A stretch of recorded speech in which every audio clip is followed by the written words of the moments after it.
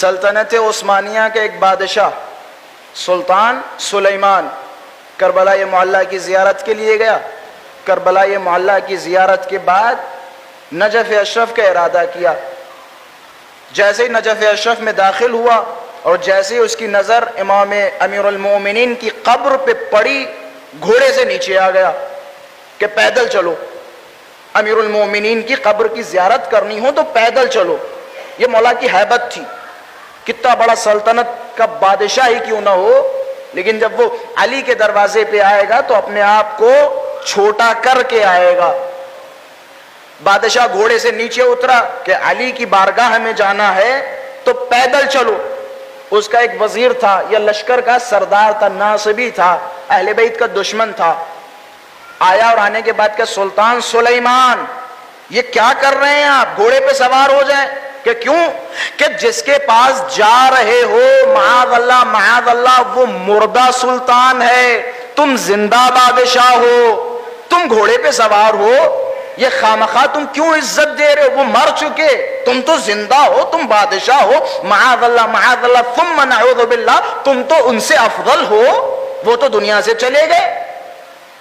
اب یہ سلطان سلیمان زیادہ پڑھا لکھا تو تھا نہیں, اب کشمکش میں پڑ گیا, کریں تو کیا کریں. اس کا وزیر بہت ہی زیادہ چاپلوس اور بہت ہی شاطر تھا, زیرک تھا, ناصبی تھا, اہل بیت سے دشمنی رکھتا تھا. سلطان کے دماغ میں خیال آیا کہ اچھا ایسا کرتے ہیں, قرآن سے تفاعل کرتے ہیں, قرآن سے تفاعل کرتے ہیں, دیکھتے کون سی آیت آتی ہے. کہ قرآن لاؤ, قرآن لائی گئی. جیسے قرآن کھولی تو کیا دیکھا؟ سورہ طٰہٰ کی آیت نمبر 10.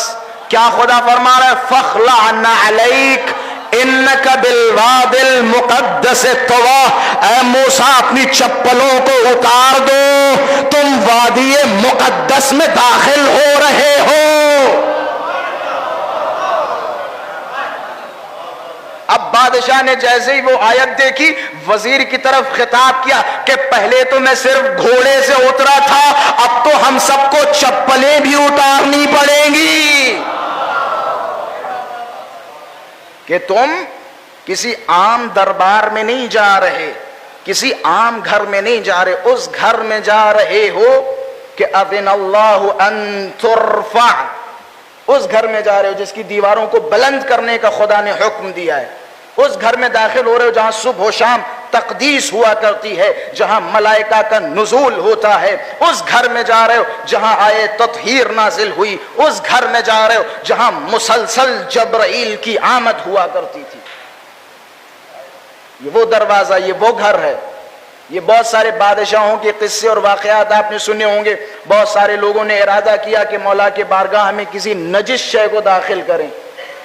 یا تو نجس شے داخل نہیں ہوئی یا داخل ہونے سے پہلے تسخیر ہو گئی, نجس سے پاک شے میں تبدیل ہو گئی. بہت سارے واقعات, میں وہ واقعات تو نہیں بیان کروں گا, بس میں خلاصتاً بیان کرتا چلوں. کتے کو ایک صاحب لے کے آیا ایک بادشاہ, خوب مارا, خوب پیٹا, لیکن کتا حرم میں داخل نہیں ہوا. اچھا, اس سے بھی دو معنی نکلتے ہیں, اس سے بھی دو معنی نکلتے ہیں. ایک معنی یہ نکلتا ہے کہ بھیا ٹینشن نہ لو, گھبراؤ مت. وہ افراد جو علی کی قبر پر جانے سے روک رہے ہیں ان کے لیے بس اتنا کافی کہ کتے نجف جاتے ہی نہیں.